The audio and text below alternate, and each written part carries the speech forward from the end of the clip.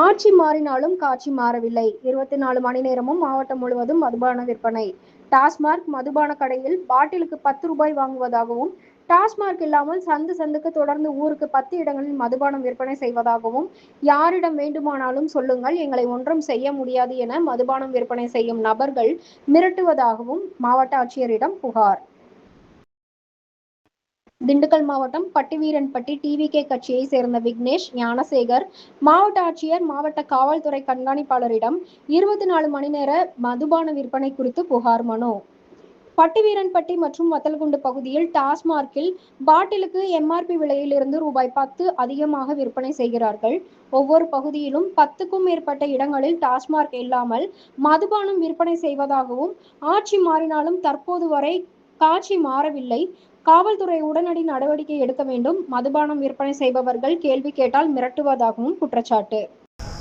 எல்லாருக்கும் வணக்கம். என் பேர் விக்னேஷ். நான் பட்டியகம்பட்டியில் அனைத்து இந்திய வஉசி இளைஞரணி தலைவராக இருக்கேன். தாவேகா பேரூர் கழகத்தில் பொறுப்பில் இருக்கேன். இப்போ நாங்கள் கலெக்டரை சந்தித்து மனு கொடுத்துட்டு வந்திருக்கோம். எங்கள் மனுவில் என்ன சொல்லியிருக்கோம் அப்படின்னம்னா, டாஸ்மாகில் நடைபெற ஊழலை பற்றி சொல்லியிருக்கோம். பாட்டிலுக்கு 10 ரூபா சேர்த்து வாங்குவாங்க.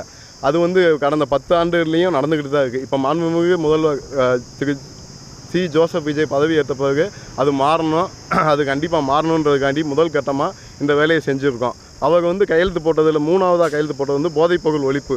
அந்த போதைப்பொருள் ஒழிப்புக்கு அடித்தளமாக இதை நாங்கள் செய்யணுன்றதை நினச்சிக்கு இது செஞ்சுக்கிட்டு இருக்கோம்.